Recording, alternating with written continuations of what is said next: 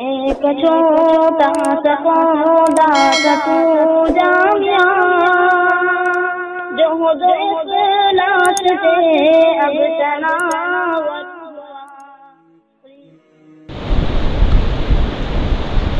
اعوذ باللہ من الشیطان الرجیم، بسم اللہ الرحمن الرحیم۔ والسماء ذات البروج واليوم الموعود وشاهد ومشهود، قتل أصحاب الأخدود النار ذات الوقود، إذ هم عليها قعود وهم على ما يفعلون بالمؤمنين شهود، وما نقموا منهم إلا أن يؤمنوا بالله العزيز الحميد الذي له ملك السماوات والأرض والله على كل شيء شهيد۔ یہ سورہ والسماء ذات البروج ہے۔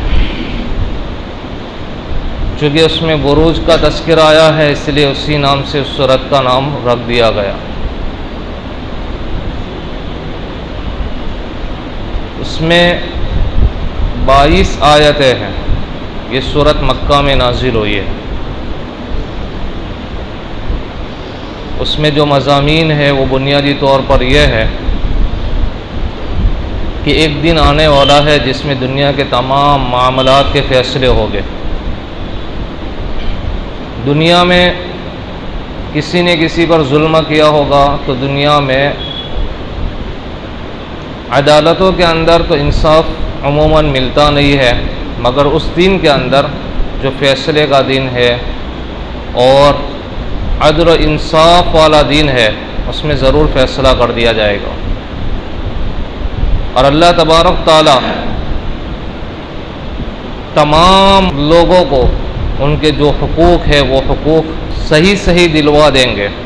دنیا کے اندر تو یہ ہوتا ہے کہ لوگ ایک دوسرے کے حقوق مارتے رہتے ہیں، لیکن آخرت کے اندر ان کے جو حقوق مارے گئے دنیا میں وہ حقوق دلوائے جائیں گے۔ تمام معاملات کے صحیح فیصلے ہوگے، وہ عدل و انصاف والا دین ہوگا۔ ایک دن 50,000 سال کے برابر کا دین ہوگا۔ ایک دن قیامت کا 50,000 سال کے برابر کا ہوگا۔ پھر اس صورت کے اندر ایک واقعے کی طرف اشارہ کیا گیا ہے، اور اس واقعے کے اندر بہت ساری عبرت کی اور نصیحت کی باتیں ہیں۔ اس میں مسلمانوں کے لیے ڈھارس بھی ہے، تسلی بھی ہے، اور آگے چل کر کفاروں کو وارننگ بھی دی گئی ہے، ظالمین کو دھمکایا بھی گیا ہے، ان کو وعید سنائی گئی ہے۔ سب سے پہلی جو آیت ہے والسماء ذات البروج، قسم ہے آسمان کی جو برجوں والا ہے۔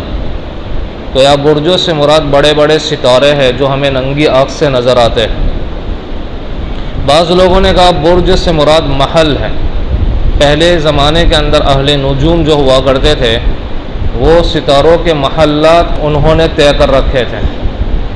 جیسے سورج کے وہ کہتے تھے 12 محل ہے، ایک مہینے میں ایک محل میں رہتا ہے، پھر دوسرے مہینے میں دوسرے محل میں رہتا ہے، لیکن اس کی کوئی حقیقت نہیں ہے۔ سائنس بھی اس کا اختلاف کرتا ہے اس سے، اور اس کا کوئی ثبوت نہیں ہے۔ یہاں برجوں سے مراد ستارے ہیں، اور آسمان سے مراد نیلگو فضا ہے۔ تو اس فضا کے اندر جو لٹکے ہوئے ستارے ہیں اس کا حوالہ دیا گیا ہے اور اس کی قسم کھائی گئی، کیونکہ یہ ایک عجیب چیز ہے، ایک کرشماتی چیز ہے۔ بڑے بڑے ستارے ہیں، تیر رہے ہیں، ایک دوسرے سے ٹکرا نہیں رہے ہیں، اور ان کی گردش میں لاکھوں سال ہو گئے لیکن کوئی فرق نہیں آ رہا ہے۔ یہ ایک کرشماتی چیز ہے اور ایک عظیم چیز ہے، اس لیے اس کی قسم کھائی گئی۔ والیوم الموعود، پھر اس کے بعد آگے قسم کھائی ہے اس دن کی جس کا وعدہ کیا گیا، یعنی قیامت کے دن کے۔ وشاہد ومشہود، پھر قیامت کے دن ایک فیصلہ ہونے والا ہے، آگے جس واقعے کا حوالہ دے رہے ہیں اور اس کو اجمالی طور پر بتلایا گیا ہے، تو اس کے متعلق جو گواہ ہوں گے گواہوں کی قسم، اور جن کے لیے گواہی دی جائے گی ان کی قسم۔ بعض مفسرین نے یہاں شاہد سے مراد جمعہ کا دن اور مشہود سے مراد عرفہ کا دن لیا ہے۔ ایک روایت میں بھی اس کا ثبوت ہے، لیکن وہ روایت بہت ضعیف ہے، جبکہ شاہد کو گواہ کے معنی میں لینا، مشہود کو جن کے لیے گواہی دی جا رہی ہے اس کے معنی میں لینا یہ زیادہ بہتر ہے۔ در منصور کی روایت میں اس کا تذکرہ ہے، حسن ابن علی رضی اللہ تعالیٰ عنہ سے یہ بات منقول ہے کہ آپ علیہ الصلوۃ والسلام خود اس واقعے کی گواہی دیں گے اور آپ کے ساتھ آپ کی امت گواہی دے گی۔ واقعہ کیا پیش آیا تھا؟ یا قرآن مجید میں تو بہت اجمالاً بیان کیا گیا، البتہ احادیث کی جو کتابیں ہیں مسلم شریف، ترمذی، ابو داؤد وغیرہ میں تفصیل کے ساتھ اس واقعے کو بیان کیا گیا ہے۔ حضرت صہیب رضی اللہ تعالیٰ عنہ کے حوالے سے منقول ہے کہ گزشتہ زمانے کے اندر یہ واقعہ تقریباً آپ علیہ الصلوۃ والسلام کی بعثت سے یا آپ کے دنیا میں تشریف لانے سے، جیسے کہ ایک روایت میں عبداللہ بن عباس رضی اللہ تعالیٰ عنہما کے حوالے سے پتہ چلتا ہے کہ آپ کی دنیا میں تشریف لانے سے 50 سال پہلے کا یمن میں پیش آنے والا ایک واقعہ ہے۔ ہو سکتا ہے اس سے پہلے کا بھی ہو، بہرحال کوئی قطعی بات نہیں کہہ سکتے، لیکن اس واقعے کی طرف اشارہ کیا گیا ہے۔ آپ علیہ الصلوۃ والسلام کی دنیا میں تشریف لانے سے پہلے اور مذہب اسلام کے آنے سے پہلے عیسائی مذہب برحق تھا، وہ ابھی منسوخ نہیں ہوا تھا۔ آپ جب تشریف لائے تو عیسائی مذہب جو ہے وہ منسوخ ہو گیا اور سب کو حکم دیا گیا کہ اس شریعت پر ایمان لاؤ۔ تو اس وقت برحق مسلک یہی تھا اور وہ اپنے اصل پر تھا۔ اب تو عیسائیت بہت کچھ بدل چکا ہے، یہودیت بھی، یہودیوں کا مذہب بھی بدل چکا ہے، تو یہ مذہب بالکل برحق تھا اور اپنے اصل پر تھا۔ اس زمانے کا واقعہ ہے کہ ایک بادشاہ تھا، اس کا نام ایک روایت کے مطابق جیسا کہ ضحاک نے بیان کیا ہے یوسف ابن شراحیل الحمیری تھا، لیکن وہ کافر بادشاہ تھا اور اپنے آپ کو بہت بڑا سمجھتا تھا، یہاں تک کہ لوگوں کو کہتا تھا کہ مجھے اپنا رب سمجھو۔ اس بادشاہ کا ایک جادوگر تھا، وہ جب بوڑھا ہو گیا تو اس جادوگر نے بادشاہ سے کہا کہ دیکھو میں شاہی جادوگر ہوں، میں چلا جاؤں گا دنیا سے تو یہ علم ویسے ہی میرے ساتھ چلا جائے گا، میں چاہتا ہوں کہ یہ علم باقی رہے، تو کسی ہونہار شخص کو اور ہونہار لڑکے کو میرے پاس بھیجو، میں اس کو اپنا علم سکھاؤں گا۔ بادشاہ نے تلاش کر کے ایک ہونہار ہوشیار لڑکا تھا اس جادوگر کے پاس میں بھیجنا شروع کیا۔ تو یہ لڑکا روزانہ اپنا جو اس کی ڈیوٹی تھی اس کے مطابق اس کے پاس میں جاتا تھا اور جادو کا علم سیکھتا تھا۔ اس کو راستے کے اندر ایک خانقاہ ملتی تھی، اس خانقاہ کے اندر ایک راہب تھا، عیسائی راہب درویش جو سچے مذہب پر قائم تھا۔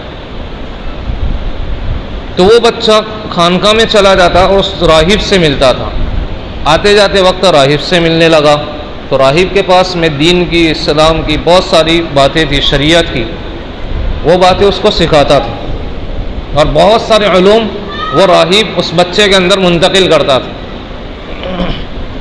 اس کو آنے جانے میں دیر ہو جاتی تھی کبھی، تو جادوگر اس کی سرزنش کرتا، تو اس نے راہب سے شکایت کی کہ جادوگر مجھے اس طرح سے سرزنش کرتا ہے، گھر والے بھی کہتے ہیں کہ دیر ہو جاتی ہے، تو وہ لوگ بھی کچھ ڈانٹتے واٹتے ہیں، تو کیا کرو؟ تو اس نے ایک تدبیر بتائی کہ ایسا کرو کہ جادوگر کے پاس جاؤ تو اس وقت بہانہ کر دو کہ گھر والوں نے روک رکھا تھا تو وہاں دیر ہو گئی تھی، اور گھر جانے میں دیر ہو جائے وہ لوگ کہے تو کہہ دینا کہ جادوگر نے وہاں روک رکھا تھا اس لیے دیر ہو گئی۔ خیر اس عرصے کے اندر اس نے بہت کچھ سیکھ لیا تھا، ادھر جادو بھی تھوڑا سا سیکھ لیا تھا، جادو کے علوم، اور ادھر دینی علوم کے اندر اس نے بہت ترقی کر لی تھی۔ ایک مرتبہ ایسا واقعہ ہوا کہ وہ آ رہا تھا تو راستے کے اندر ایک شیر ملا اور لوگوں کا بہت بڑا مجمع تھا اور لوگ اس شیر سے ڈر رہے تھے، کوئی اس کے پاس جا نہیں رہا تھا۔ تو اس لڑکے نے کہا کہ آج جو ہے امتحان کا موقع ہے، آج آزما لیتے ہیں کہ کس کا مسلک سچا ہے۔ اس نے ایک پتھر اٹھایا اور کہا کہ اگر جادوگر کا مسلک غلط ہو اور راہب کا مسلک اور مذہب صحیح ہو تو اس پتھر سے یہ شیر مر جاوے. تو اس نے پتھر مارا تو وہ شیر مر گیا. تو عجیب لوگوں کے اندر ایک شہرت ہو گئی، چاروں طرف اس کی بات پھیل گئی کہ یہ بچہ ہے عجیب علم ہے، اس کو معلوم ہے، اس نے ایک ہی پتھر سے شیر کو مار دیا اور اس کے پاس عجیب مہارت ہے.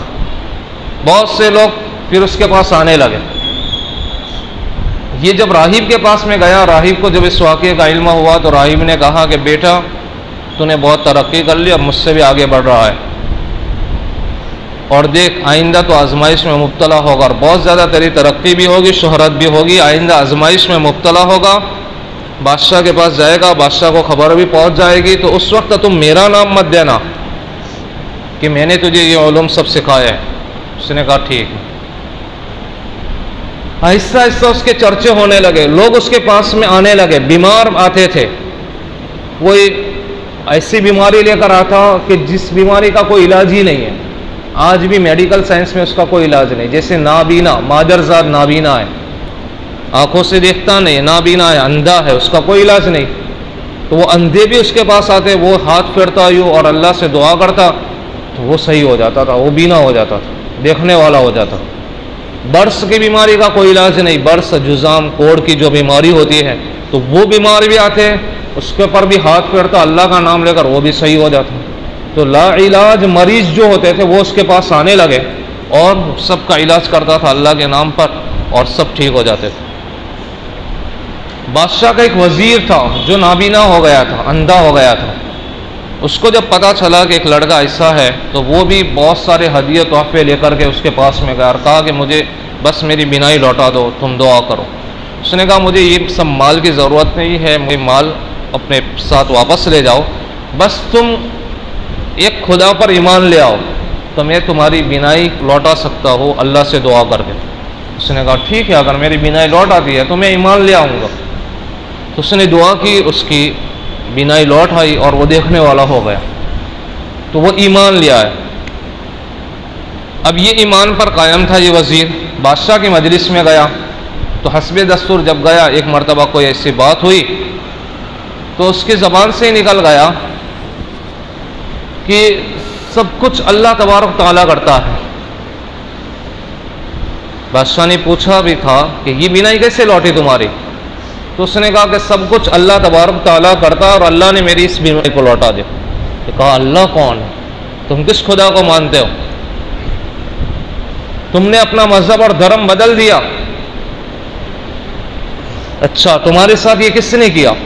وہ بتا نہیں رہا تھا تو اس کو بہت زیادہ مارا پٹائی کیا اور اس کا ٹارچر کیا. جب بہت زیادہ ٹارچر کیا تو اس نے اس لڑکے کا نام دے دیا.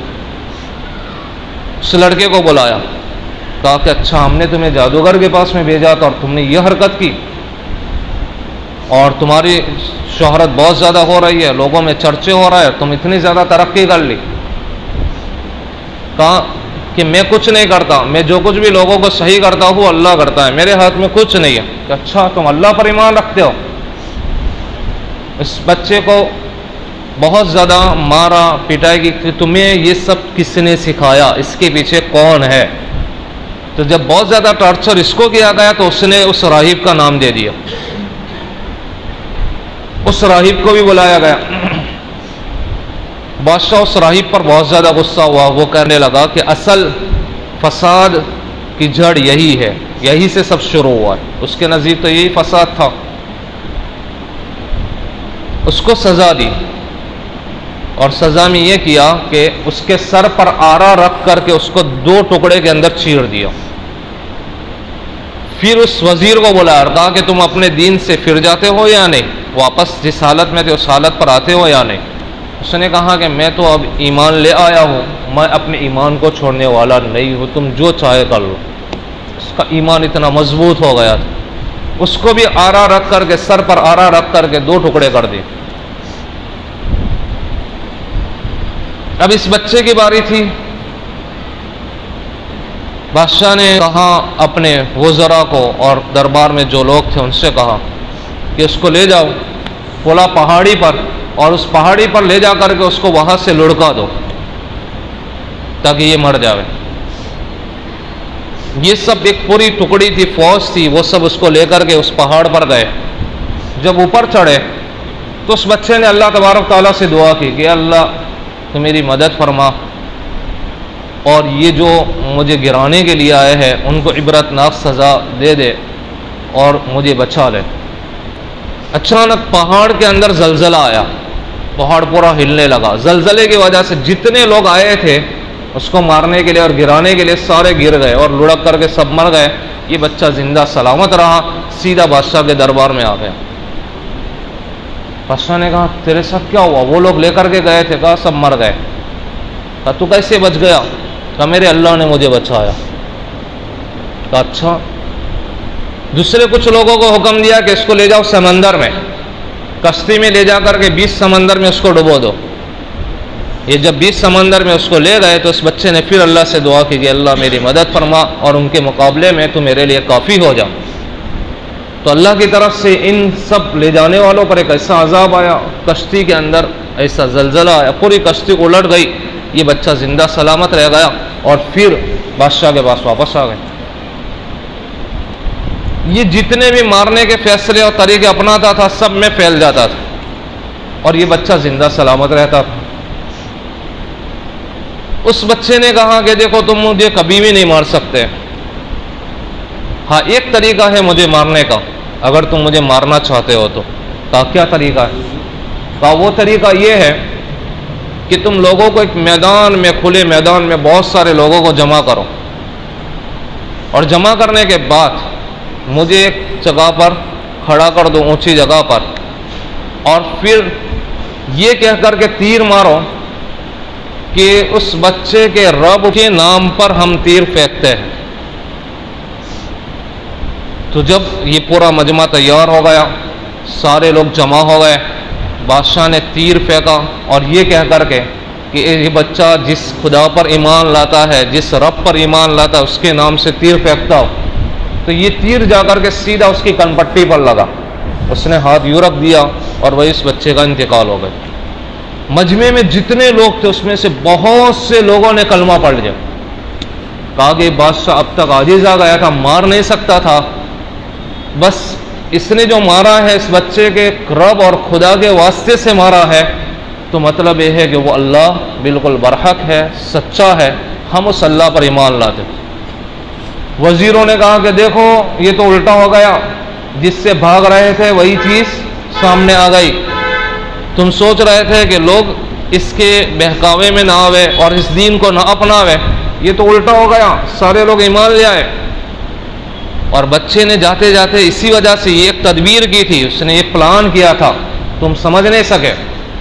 بادشاہ بہت زیادہ غصے کے اندر آ گیا اور آگ بگولا ہو گیا. اور اس نے کہا کہ راستوں کے اندر، چوراہوں پر بڑی بڑی کھائیوں کو اور خندقوں کو کھودنا شروع کر دو اور اس میں آگ جلاؤ، بہت زیادہ ایندھن جمع کر کے سخت آگ جلاؤ.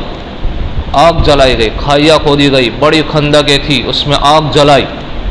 آگ جلانے کے بعد پھر کہا جتنے بھی ایمان لائے ہیں سب لوگوں کو جمع کرو اور ایک ایک کر کے سب کو اندر آگ کے اندر جلا دو، آگ کے اندر پھینک دو، اس خندق کے اندر. جتنے لوگ ایمان لائے تھے سب کو ان آگ کے اندر پھینک دیا اور سب کو جلا دیا. روایت میں آتا ہے کہ ایک عورت اپنے بچے کو لے کر آئی، اس نے اپنے بچے کو دیکھا، وہ ذرا ٹھٹکی، قریب تھا کہ وہ ایمان سے پھر جاوے، لیکن ایک دم سے بچہ بولا، دودھ پیتا بچہ تھا، اماں گھبرانا نہیں، آگ میں کود جا. یہ بچے نے جب کہا تو وہ آگ میں کود گئی. یہ لوگ اس وقت آگ کے پاس، بادشاہ، وزیر، مشیر، سب آگ کے پاس بیٹھے ہوئے تماشا دیکھ رہے تھے. قرآن نے اس پورے منظر کو کھینچا ہے لیکن مختصر الفاظ میں، ایک جامع طریقے پر، مختصر انداز میں، اور ان کو وعید بھی سنائی. کیا کہا آگے؟ قتل اصحاب الاخدود، ہلاک ہو اور برباد ہو یہ کھائیوں والے جنہوں نے خندقیں کھودی تھی. النار ذات الوقود، جو بہت سے ایندھن کی آگ والے تھے، یعنی بہت سے ایندھن جمع کر کے آگ جلائی تھی. اذ ہم علیہا قعود، وہ اس وقت آگ کے آس پاس بیٹھے ہوئے تھے، وہم علی ما یفعلون بالمؤمنین شہود، اور مومنین کے ساتھ جو برتاؤ وہ کر رہے تھے اس کو خود اپنے آنکھوں سے دیکھ رہے تھے. یعنی اتنے سخت دل تھے کہ یہ دل سوز منظر اور یہ تماشا خود اپنے آنکھوں سے دیکھ رہے تھے، اور ان ظالمین کو ذرا بھی رحم نہیں آ رہا تھا. وَهُمْ عَلَى مَا يَفْعَلُونَ بِالْمُؤْمِنِينَ شُهُودٌ. پھر آگے کہا وَمَا نَقَمُوا مِنْهُمْ إِلَّا أَن يُؤْمِنُوا بِاللَّهِ الْعَزِيزِ الْحَمِيدِ.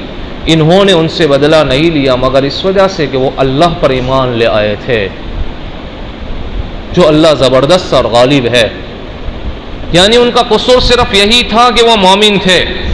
جیسے آج کل بھی مومنوں پر ظلم کیا جاتا ہے نا، محض اس وجہ سے کہ مسلمان ہے. ظلم کیوں ہو رہا ہے؟ مسلمان ہے بس، اور کوئی قصور نہیں. اس کے ساتھ کیوں ظلم کیا جا رہا ہے، ناانصافی کیوں کی جا رہی ہے؟ بس مومن ہے. مومن ہونا، مسلمان ہونا یہ قصور ہے کہ انہوں نے بدلہ صرف اسی کا لیا کہ وہ مومن تھے. حالانکہ الذی لہ ملک السماوات والارض، وہ اس ذات پر ایمان لائے تھے جس ذات کی سلطنت اور بادشاہت زمینوں اور آسمانوں پر چلتی ہے. وہ اس ذات پر ایمان نہیں لائیں گے تو کس پر لائیں گے؟ اور پھر آگے کہا واللہ علی کل شیء شہید، اللہ ہر چیز سے خوب واقف ہے. یاد رکھنا جتنا بھی کرو گے اللہ خوب واقف ہے، تمہیں لوٹ کر اللہ کی طرف جانا ہے. پھر وہاں ایک عدالت لگے گی، اس عدالت میں انصاف ہوگا. تو یہ پورا ایک مضمون اس آیتوں کے اندر یہ ہے کہ وہاں قیامت کے دن عدالت لگے گی، انصاف ہوگا. دنیا کے اندر مظلوموں پر جو حالات آتے ہیں ان کو گھبرانا نہیں چاہیے، ان کے لیے ایک ڈھارس ہے، مومنین کے لیے بھی ایک ڈھارس ہے، اور ظالمین کے لیے ایک وارننگ ہے. اللہ تبارک تعالی تمام مومنین کے ساتھ رحم و کرم کا معاملہ فرمائے اور ان کو ایمان پر استقامت کے ساتھ جما دے. میں ان آیتوں کا ترجمہ کرتا ہوں، سنیے. وَالسَّمَاءِ ذَاتِ الْبُرُوجِ، قسم ہے بڑے بڑے ستاروں والے آسمان کی. وَالْيَوْمِ الْمَوْعُودِ، قسم ہے اس دن کی جس کا وعدہ کیا جاتا ہے. وَشَاهِدٍ وَمَشْهُودٍ، اور قسم ہے گواہ کی اور ان کی جن کے لیے گواہی دی جائے گی. قُتِلَ أَصْحَابُ الْأُخْدُودِ، ہلاک ہو اور برباد ہو خیوں والے. النَّارِ ذَاتِ الْوَقُودِ، بہت سے ایندھنوں میں آگ لگانے والے. یعنی ان کی تشریح کی گئی وہ کھائیوں والے کون تھے؟ تو بہت سے ایندھنوں میں آگ لگانے والے یہ لوگ تھے. اِذْ هُمْ عَلَيْهَا قُعُودٌ، جس وقت وہ آگ کے آس پاس بیٹھے ہوئے تھے. وَهُمْ عَلَى مَا يَفْعَلُونَ بِالْمُؤْمِنِينَ شُهُودٌ، اور وہ مومنین کے ساتھ جو کر رہے تھے اس کو خود دیکھ بھی رہے تھے. وَمَا نَقَمُوا مِنْهُمْ إِلَّا أَن يُؤْمِنُوا بِاللَّهِ الْعَزِيزِ الْحَمِيدِ، اور ان ظالموں نے بدلہ نہیں لیا مگر اس بات کا کہ وہ ایمان لائے تھے اس اللہ پر جو زبردست اور قابل تعریف ہے. الذی لہ ملک السماوات والارض واللہ علی کل شیء شہید، وہ اللہ جو آسمان اور زمین کا مالک ہے، یعنی جس کی سلطنت آسمانوں اور زمین میں ہے، اور اللہ تبارک تعالی ہر چیز سے بہت خوب واقف ہے.